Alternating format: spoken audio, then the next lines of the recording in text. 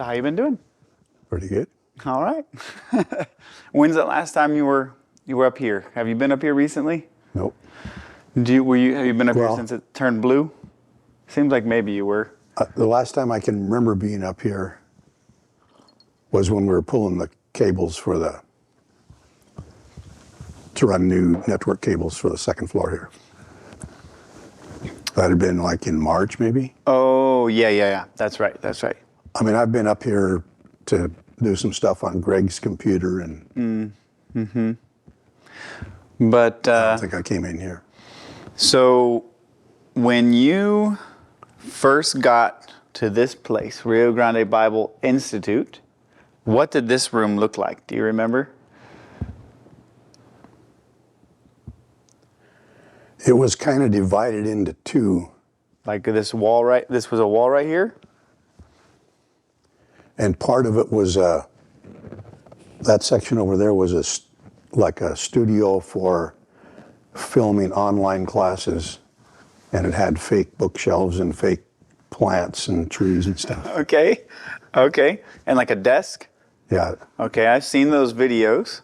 Who was recording those videos back then? Was it Bob Croft, probably. Okay. And maybe Jerry Jesky, was he helping with recording? I feel like I have a picture of him somewhere. Yeah, he might have been involved in it then too. Okay. All right. I don't remember even being up here during those first few years. What was your job when you first got here? I don't remember what it was supposed to be. But when we got here, Dr. Hobbs was the president at the time. And so we had the smallest U-Haul you can buy. We were pulling that behind our car with our stuff in it. And so I went to his office when we got here and said, "We're here, what do you want us to do?" And he said, come back on Monday. Go ahead and unpack your stuff, come back on Monday, and we'll meet with the personnel director. It was Dan Bautista. We'll give you your keys to your office and your job assignments and that. And when we went back on Monday, he said, "Can you come back in an hour? We just had an emergency." So we went back in an hour, and he said, our librarian just, doesn't want that job anymore. So Just quit? he says, "I knew you had something to do with books in Ecuador. So would you consider, being the library director?" I said, "We're here to do whatever." So that's what we did then. So you were first the library director? Yeah? Okay. And during those 2 years, I computerized the library. Mm-hmm. And you're still working on that some. How many years later? When was it that when you guys first got here? In the fall of '95. Okay. So 28 years? 28 years, yeah. Wow. Okay. Doesn't seem that long. I feel like if we had enough time, even just the changes in this room, telling all the changes that have happened on campus and in the ministries, and even just in the media department, that would be a long story, just that by itself. But where were you guys moving from? You had a little U-Haul as you and your wife. Was it just you two? There's two of us. Yeah. Okay. And where were you guys moving from? Well, we're moving from Omaha, but we'd actually been in Ecuador for 20 years. Okay. And then we'd been on furlough for several months in Omaha. Okay, so just months, not even a year.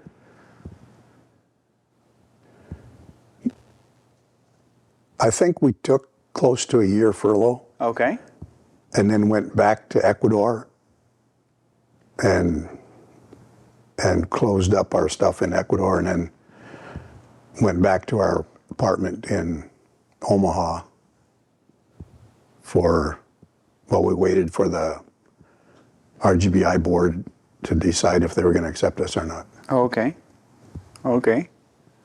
And what went into that decision to like transfer or to change from being on furlough from Ecuador to moving to a new ministry? I tended to work long hours, and the last few years we were in Ecuador, well, I was involved in building a campgrounds and training center in the jungle area of Ecuador. What area, or like what would be the regional name, or what? It's called Campamento Mangayacu, Okay. and it's still functioning. The camp itself? Oh, yeah. okay. It's close to Shelmera. Okay. It's actually right close to Mera, which is the county seat, although Shell is a bigger town. Okay. That's in the province of Pastaza. And so you were working long hours, getting that campus ready. Well, I did that for maybe 8 years, and then we moved to Quito. And I was supposed to help another couple with importing books and Bibles into Ecuador. And then after a year, they left and went back to Canada. And so I had it by myself, and it was really a two-man job. But during that time, I computerized the book deposit. So I had all my invoices, my inventory, my sales reports were all on computers, so it was easy enough to do by myself then. And after a few years, it kept doubling every year. The workload. Yeah. Okay. And then I was elected deputy director. And I can't remember which was first, deputy director or our field treasurer left the field and went and joined another mission. Okay. And they were going to pull somebody from the seminary to be the treasurer then. And we had somebody that was coming from the States as soon as he raised his support. So I said, you know, seminary is really struggling getting enough teachers, so don't pull somebody from the seminary. I can handle that too for... What seminary? We had started a seminary in Ecuador. Oh. The mission had. Oh, okay. And what mission were you with? it was called Gospel Missionary Union. Okay. It's now called Avant. Oh, wow. Well, they're active nowadays, at least. For me, I see them so active because they're kind of part of mobilizing the Latino world to send their own missionaries now, right? Yeah. So Gospel Missionary Union became Avant and then joined with Camino Global, right? Okay. Okay, so would you say you kind of at some point got burnt out a little bit or overworked and you needed a change? So I had, for a while, 3 full-time jobs. And I didn't notice it so much. But at the end there then, our son graduated from high school and went to the Air Force Academy. And our daughter was ready to graduate from high school there, and she'd be going to the States University. And Olivia says, I'm not sitting alone, you know, every evening waiting for you to come home. We got to do something different. And so the field said, okay, take a year furlough and we'll put people in those places and people will get used to you not being around. Well, at Christmas time, I had to go back and straighten out the books because they had gotten messed up and they needed help. And so when I had to go back at Christmas time for, I think it was only like a week or 2, I knew then that me leaving for even a year wasn't going to straighten everything out. You know, people would still expect me to come fix things, come save things. And that was the hardest thing that I ever done, was to leave Ecuador. Because when I went there for life. Wow. How old were you guys when you first got to Ecuador? Probably about 25. Wow, okay. Pretty young. Well, if I hadn't been drafted we'd have been there earlier. Wow. Okay. Okay. Now we should keep working our way backwards. Maybe we should go back to the beginning. Where were you born? Yeah. Where were you born? And well, let's start there.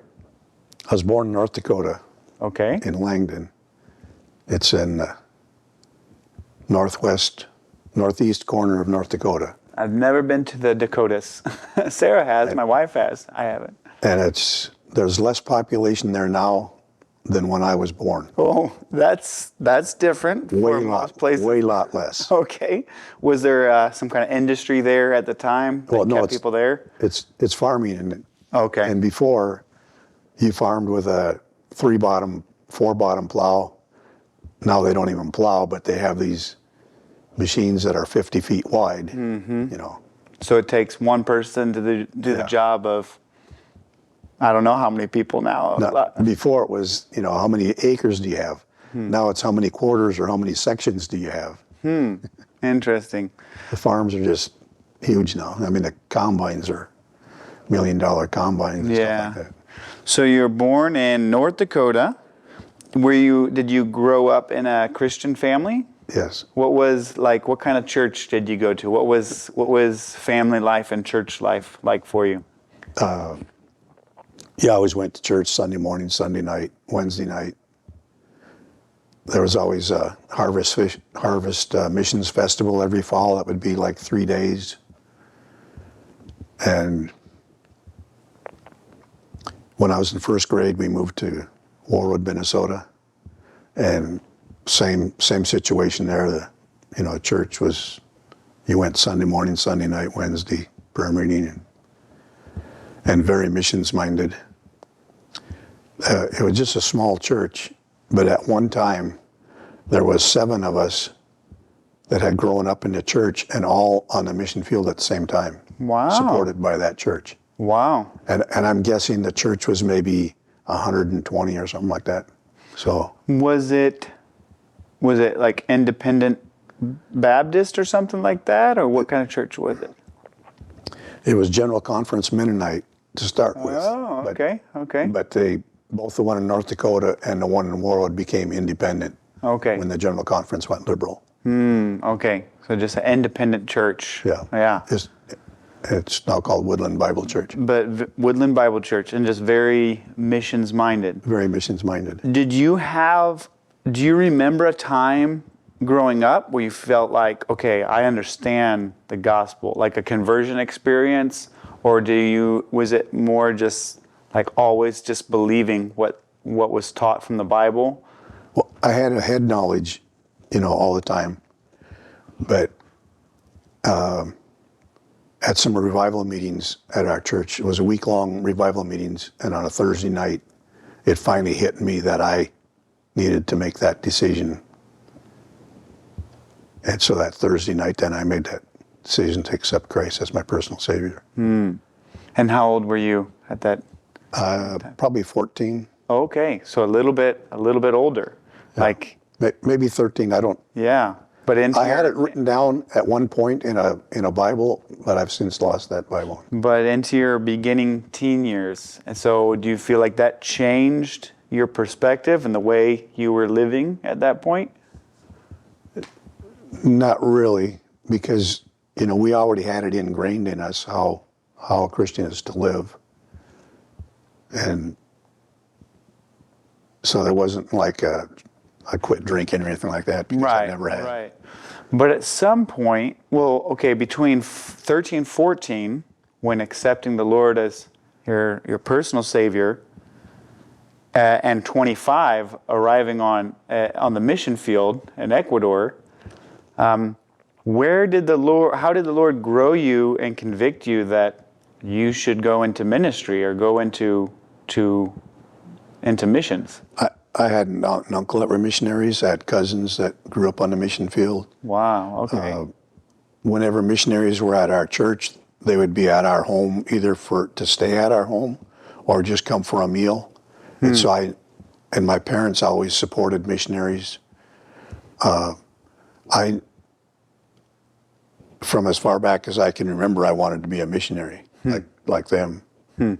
And so that was, my goal from as far back as I can remember. Wow. So even when I went to Vietnam, that was just a detour. When I get back from Vietnam, I go back to Bible school and continue on my path to become a missionary. Okay.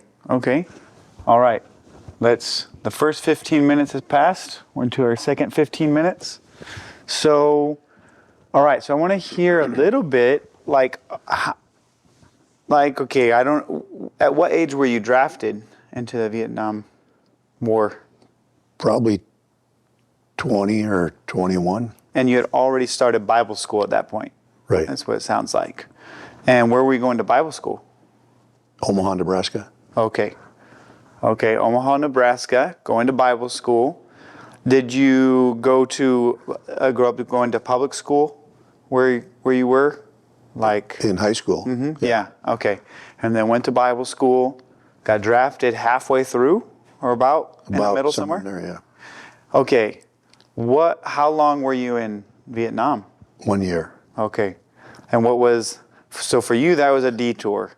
Yeah. But did it have any lasting impact on your life or any way that it changed your perspective? They said I was different when I came back.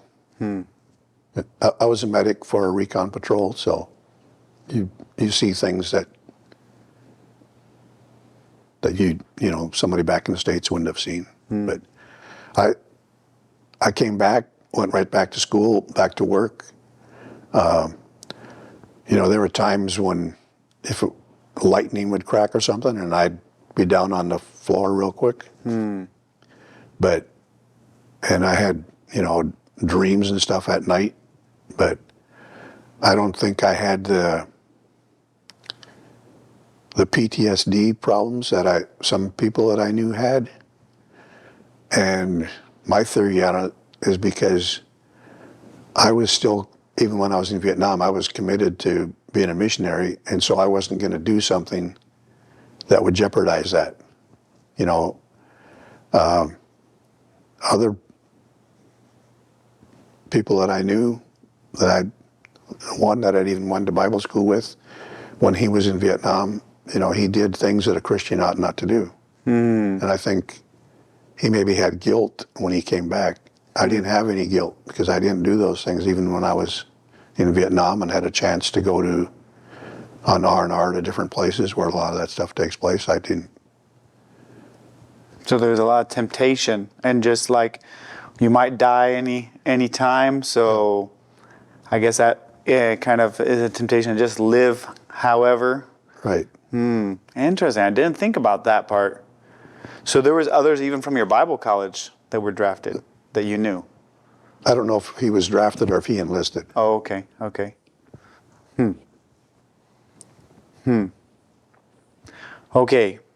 Anything else you want to say about getting drafted, the Vietnam War, anything like that before we get back on track?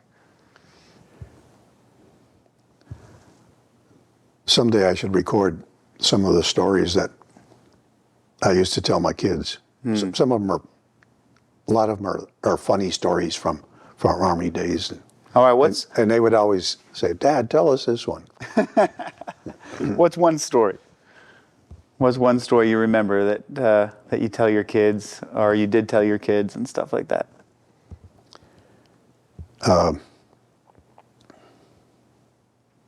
One was how to give an enema. Oh no!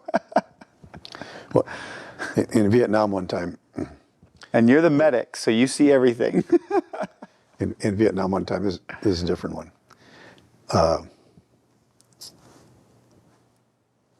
Our fire support bases would move every 30 days about. And one time, we were back on the fire support base when it was time to move. And so basically what you do is you chop up all your sandbags so they can't be reused. Okay. And pack up all your supplies and get ready for the helicopters to come and pick everything up? Pick up your stuff, yeah. Okay, from the support base. Yeah. Okay. It was just a small clearing in the jungle, and you'd set up a perimeter around it. You said that's the forward support base? Is that what you called it? Yeah. Okay. All right. And we had finished with what we had to do as medics, and so we had a medic station.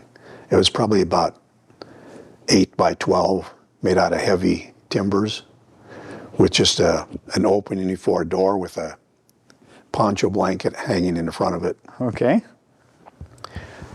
And so we went inside and took out the stretchers, put them on the floor, and decided to get a little siesta. And we'd stay out of sight that way too. Otherwise, you know, somebody else would say, "Hey, you're not doing anything. Come over here and do this." So, and the colonel walked in, and he pushed aside the poncho liner that was hanging in the doorway, and there was a new guy there, and he jumped to his feet, and called everybody to attention, and saluted. And nobody else even moved. And Colonel said, "This looks like a hard-working bunch." And Jerome, can't remember his last name. He was laying right by the door, and his head was right by the colonel's feet. He had on a baseball cap, which I don't even know where he got it from, because it wasn't, you know, it's not authorized issue or anything. And he pushed the bill up. He looked up at the colonel, constantly pushing. Wow. Which was very disrespectful. The colonel, I guess he didn't know how to handle that, and he just turned around and left. Okay. Okay. I could ask more questions about all that, but we should maybe save that for another time. I want to know how you met Olivia. How did you meet your wife? When I was at Bible school, a really good friend of mine, he was my brother's roommate, but Al and I were best friends and did a lot of things together. And I can remember my cheeks just aching from laughing with him so much.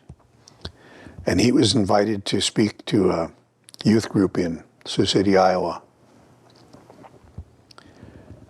And he said he would go if I'd go along with him.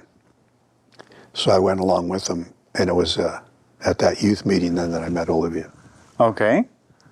And was she part of the church, or? She was part of the church youth group, yeah. Oh, okay.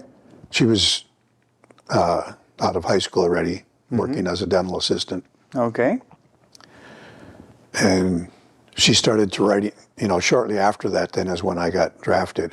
And so when I was in the service, she started writing to me. And when I was in Vietnam, I told the guys over there, I said, if I make it back to the States alive, this is the girl I'm going to marry. Because I could see from her letters, she was involved in her church, in the choir, Awanas, prayer meeting. And I thought, that's the kind of girl I'm going to need for a wife to go to the mission field. Wow. So but I didn't say anything to her about it because I didn't know if I was going to get back. So my letters to her were just, you know, friendly letters. And when you got back, did you ask her, before asking her, like, will you marry me? Did you ask her if she would be willing to go to the mission field? Did you already have an idea about what her ideas for life were? I don't remember discussing mission field with her before I asked her. Actually, when I come to think of it, I didn't really ask her either. When I got back, I stopped in to see her, and then I was stationed at Fort Riley, Kansas. And she lived in Sioux City, Iowa at that time. And so on my work shift, I would work 10 days, and then I'd have 4 days off. And so I would go to Sioux City on those 4 days off, and I would stay with the youth leader from that church, with him and his family. And so I would see her every 10 days, I guess.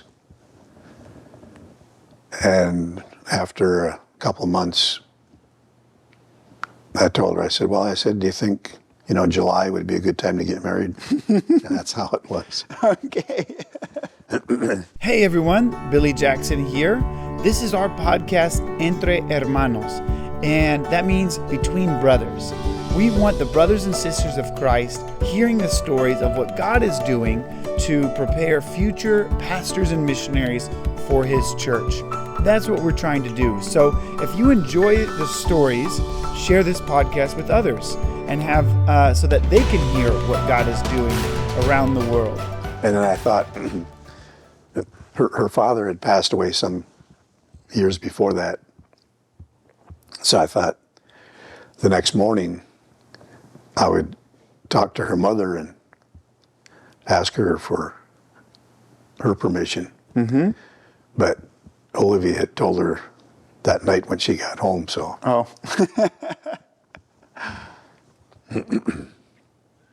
All right, so you met, visited, asked, and then, so when did you share with her that you were planning on, or did she just already understand from conversations and everything that you were planning on going to the mission field?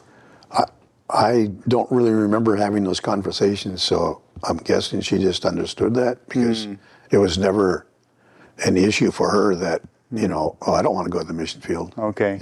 Is this something she understood about you, that was where you were headed? Oh, I think if she was gonna join in, that's where she was going too. Yeah. Huh. Okay, so how old were you when you got married? Probably 21.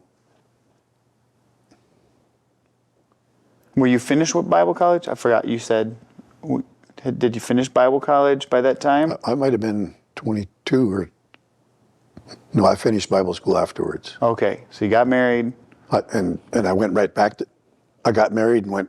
I got out of service in June, end of June. Got married July 9th. July. Okay. And then that fall, probably August or September, I was back in Bible school. Okay.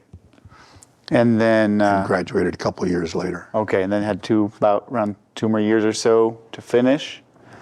And then, all right, so you guys are married, you're graduated. How did you decide where you were going? I was working with a fella on the maintenance crew at Grace, and he was a retired missionary. And he'd been with Avant, and he knew I was looking to go to the mission field, but I didn't really know where. Because my original plan when I was in high school was to be a math teacher at a mission school. And probably go down to Haiti and start a school down there because that's where my MK cousins grew up, and they didn't have a school down there for them. Oh, okay. And this retired Avant missionary that I was working with, he said, there are no perfect missions. You're always going to find something wrong about a mission if you look. But he said, Avant's a really good mission. And he said, I'd encourage you to go with them. Mm-hmm. And was it Avant or was it the Gospel? It was Gospel Missionary Union. Yeah. Okay, right. And he knew I had a burden for MKs, and so he said they have a school, Black Forest Academy in Germany, and he said they need dorm parents. And he said, you should think about that. I said, okay. So we started thinking about that then, thinking that's where we were going to go. And I knew people in the mission that my parents had supported. And so it was a, pretty easy decision. And then we thought we didn't have any experience because we didn't have any kids at the time. And then Douglas County, which is the county that Omaha's in, started a new program for emotionally disturbed juvenile delinquents that were younger than 13, or 13 and under. And so we applied to be what they call a group home parents. And we went to apply, and the guy that interviewed us said, no, he says, you're going to Bible school, you go to church. These kids have enough problems without religion. He says, no, he said, we won't even think about hiring you. Wow. We went out to the group home. It was just a ranch-style house in a regular urban neighborhood that they had purchased for that purpose. We parked in the driveway, and Olivia and I prayed that if that's what God wanted, that He'd provide the opportunity. We were the first couple they hired, and we lasted the longest. Wow. So, Wow. And then, so that gave you some experience, but you were planning on going to Germany. Now, did you ever go to Germany? I No. don't think so. So what changed? when we were at candidate school, the mission headquarters was in Smithville at that time. And when we were at candidate school, they said, look, your wife already speaks Spanish. We have a dorm in Quito that needs dorm parents. Okay. Would you consider going there? We said, it's fine. All right. Being flexible. Okay, we're into our last 15 minutes. Okay, so I want to get back to you getting here and talk a little bit about that. But first, okay, so Olivia already spoke Spanish, and that's because, how is she already speaking Spanish? Her dad is from Mérida, Yucatan. Okay. Or was from Mérida, Yucatan. Uh-huh. And when he was probably about 16, he came to the States, All right. started working. Uh-huh. And her mom was born in the States, but grew up on the other side of the river on a ranch. Okay. So she grew up speaking Spanish Right. at home. And then how did you learn Spanish? Here at Rio Grande. We Okay. came here for language school. All right. What years would that have been? 75, All right. 76. And who was teaching Spanish at that time? Willis Wantock. Okay. And what was Gordon Johnson's role at that point? He taught in the language school. Okay. So teaching Spanish or teaching the Bible in Spanish? I think he taught in both schools. Okay. Okay. I think right. he was maybe dean of education Okay. Okay. at that point.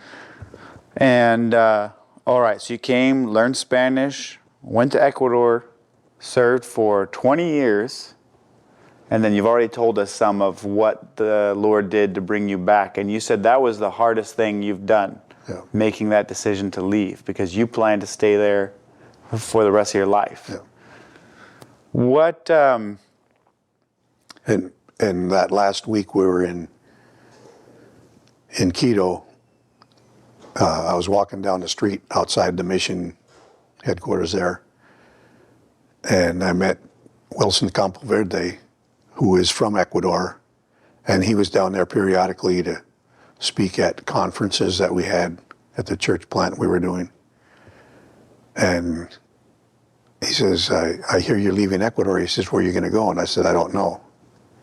And he says, why don't you come to RGBI? We could use you there. And I says, okay. And then that same weekend, I got an email from someone else that had a publishing company of Sunday school materials and DVBS materials in Spanish that I purchased for our book deposit. And so I knew him. And he says, come and help me. This was in California. He says, I need help. And then my son was working at First Data in Omaha at the time. And they had opening in their Spanish department, their Latin American department. And I had worked there as a temp, when we were on furlough that year before. And so they were inviting me back. And that was my last resort, because it had nothing to do with missions, and just working to get a paycheck just didn't appeal to me. right. So, But you immediately had options as soon Yeah. as people heard that you were leaving Ecuador, basically. so when we got back to the States, we made a trip here to RGBI to see what they had in mind for them to meet us. And then went out to California. And Olivia thought there was more potential here for her than in California. So that's how we ended up in Rio Grande.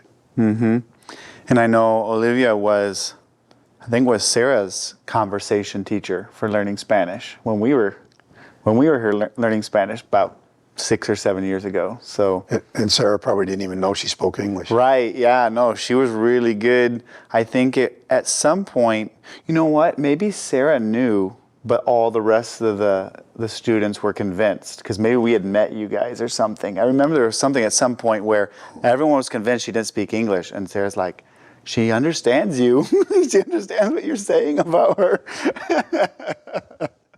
But Milton Morocho did the same thing for us in our class. Like I was convinced he didn't understand any English because he would not respond to us. That was kind of the strategy at that time, and I think it was effective. It forced us to get our Spanish out, whatever Spanish we had, which was very little, to begin with.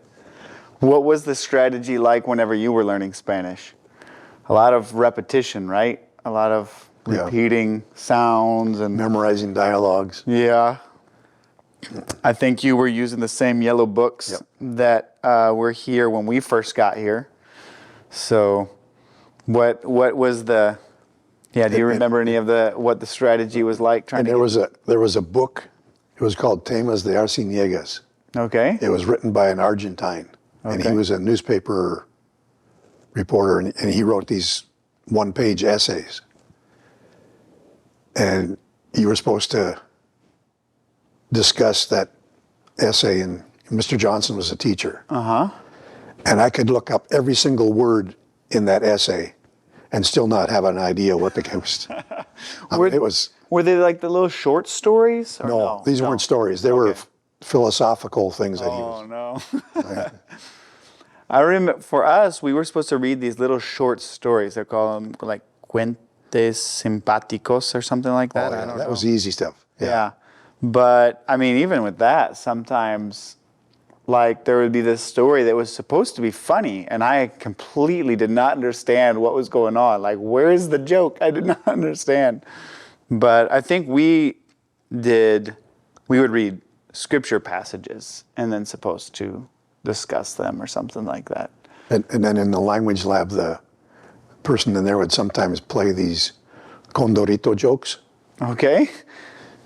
And then there'd be laughter on the tape, and everybody in the room was like, "Whoa!" What happened? Yeah. Okay, so how about to start with? We have a few more minutes left. Off the top of your head, how many different roles can you list that you've done here at the Bible College or Rio Grande Bible Ministries? So you came in the library. And at the moment, you're still VP of IT. Tech, right? Yeah, IT. So in between those two, what other things do you remember? While I was in the library, I also helped out in the bookstore and computerized that as well. I remember that. And I maybe even run the bookstore, I'm not sure, until Bob Harriman got here. I don't remember for sure if I was doing it by myself or if Rosalie Farber was still doing it. Okay. And then after I left the library, I was CFO. Okay. So that would be John White's job now, right? Yeah. Okay, so you're running the finances. And Roy Letourneau was president at the time, and he called me into his office and he says, Jim Schmidt is leaving to go to the Philippines as a missionary, so I want you to take his position. And I told him, I says, I've never even had a course in accounting. Okay. I said, Jim's a CPA, so I said, I think you better keep looking. And about 2 weeks later, he called me back into his office again. And he says, Jim's leaving in 10 days. You start. Okay. learning as much as you can before he leaves because you're it. Wow. Wow. Okay. So that first year then, I computerized the accounting department. Okay. Jim Letourneau, who was a cousin to Roy, was here at the time. And he was really a big help to me. He was a CPA. Okay. And he was What does CPA mean? certified public accountant. Okay. So that, All right. and he was really a big help to me. I couldn't have done it without his help, but he didn't want to be, he was retired and he didn't want the position. All right. And then I know, I mean, you managed the print shop recently, basically, right? Whenever Doug basically had to step down, you were kind of overseeing, or even maybe before that, you were technically over the print shop, right? Yeah. You were my first boss whenever I got here. So over the media That's department. right. That was just a short time, wasn't it? You were over the media department. I was pretty much hands off with the video department. And when I was made VP of media, there was a student that was here at the time, Jose Marco. And he was a visionary. And he had a lot of ideas for the video department. He's kind of the one that transformed some of these spaces, right? Yeah. And he made it night and day different up here. There was a lot of just junk, clutter. And Yeah, when I interviewed here in 2013, Ted Paschke was here, and all these rooms were full of monitors and VHS tape decks and just full of stuff. And then whenever I came back in 2017 to start work, this was like a virtual set with a green screen and everything, and there had been a lot of changes made. Yeah, Jose Marco was the one. He would ask me, "Can we do this?" I said, "Sure." Yeah, cool. What do you, okay, so your time in Ecuador, real quick as we get to the end, your time in Ecuador, the hardest part was leaving. What do you think has been the hardest part so far in your now more than 20 years at Rio Grande serving here? What has been the biggest challenge? I've enjoyed throughout all my missionary career in every job I've had.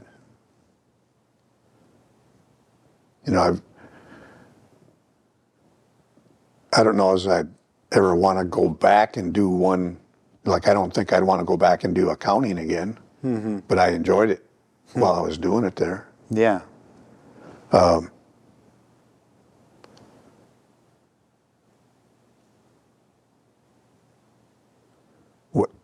John came to help me, and he had the training. He already was a CPA, and so after a few months, I told Larry, "Look, why don't you make John the CFO, and I'll work under John." Well, it was about that time that Jerry was sick, and so then he made me VP of media and made John CFO then. And then when after doing that for a while, I said, "Hey, Tom is capable of taking care of media much better than I am. He's got the skill set for it. So why don't you just branch that part off to Tom?" Something I hear in your story from the beginning to now is what needs to be done is what you're ready to do. It's like what you're willing to do, right? Like even when you were planning on going to Germany, well, hey, the need's in Ecuador. Okay, let's go to Ecuador. And when you're in Ecuador, that's like, you had a ministry plan. Okay, but here's a need. Okay, well, This is what is it you think that enables you to have that perspective of just being willing to do whatever needs to be done, and also having joy? Like you said, you've enjoyed each one, but like also being able to enjoy what you're given to do or what you're assigned to do sometimes.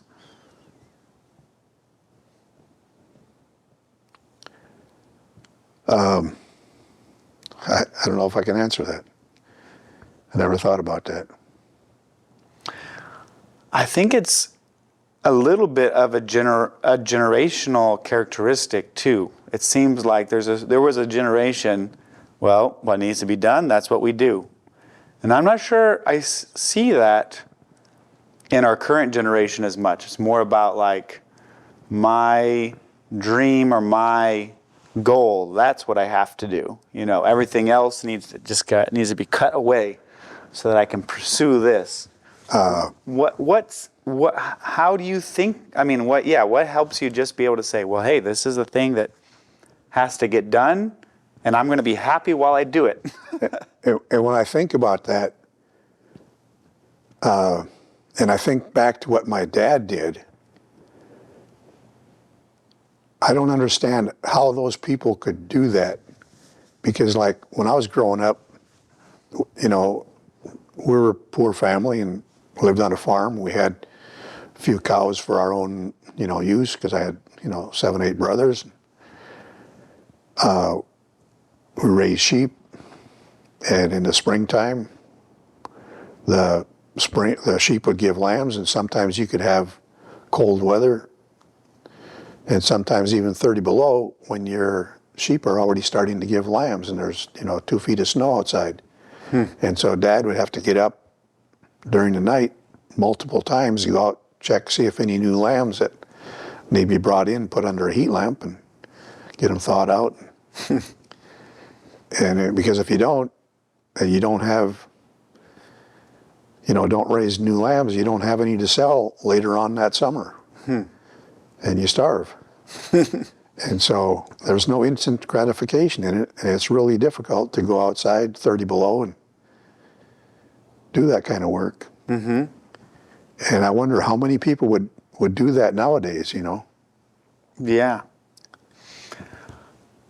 So maybe being able to see how your parents' generation had to work just to survive gave you the ability to appreciate having the opportunity to serve, not to survive, but to be able to accomplish something, to be able to serve others. Maybe, I don't know, do you think that's part of the perspective that you have?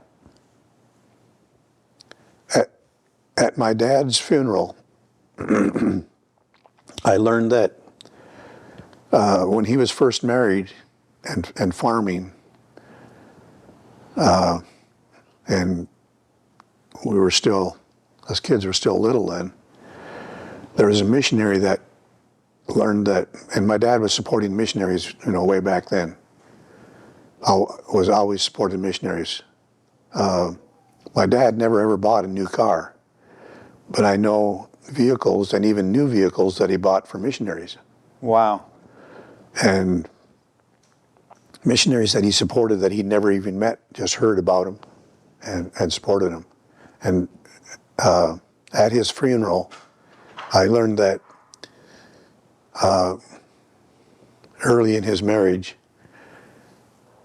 he learned about a missionary in Africa that because of a church split, that church had a good chunk of his support, and that church split, and he was going to lose all that support, and he was going to have to come home from the field and raise more funds. And my dad had told them, go ahead and stay on the field. We'll pick up that amount until you get back on your regular furlough, so you don't have to come back early. And that amount was more than his annual income the year before. Wow. And somehow or other, he was able to do that. Wow. So, my brother that took care of his was the executor of the estate when he passed away, said that if you looked at his checkbook, he probably gave 50% to missions Wow. or more. And he wasn't like he was rich or anything. You said you had 7 brothers and sisters. So were there 7 of you total or 8 of you total? 8 brothers and sisters. 8 brothers and sisters. Yeah. Okay. And where were you? One passed away when he was like 2 years old. Oh, okay. And where were you in the order? Second. Oh, okay. Second oldest. All right. Our time's up. But maybe as a last question, how long do you think you're going to be able to keep going? What do you think is next that the Lord has for you? Because I guess it kind of feels like your mentality is to keep on doing whatever needs to be done as long as you're able to do it. That's what it seems like it has been up till now. I grew up on a farm, and we didn't have 8 to 5, 5 days a week, work week. We didn't have a retirement. You just keep going as long as you can. That's, I guess that's the mentality. And you have joy just in what the Lord gives you to do, whatever it is. And I have good health. I might, it's there to be done. Might as well do it. All right. Well, thank you. I think we could probably talk for a couple more hours, but you have things to do. Yep. It was. I forget how exactly you said it, but I said, can we carve out an hour? Can we carve out an hour at a time? So thank you for the time. Thank you, Billy.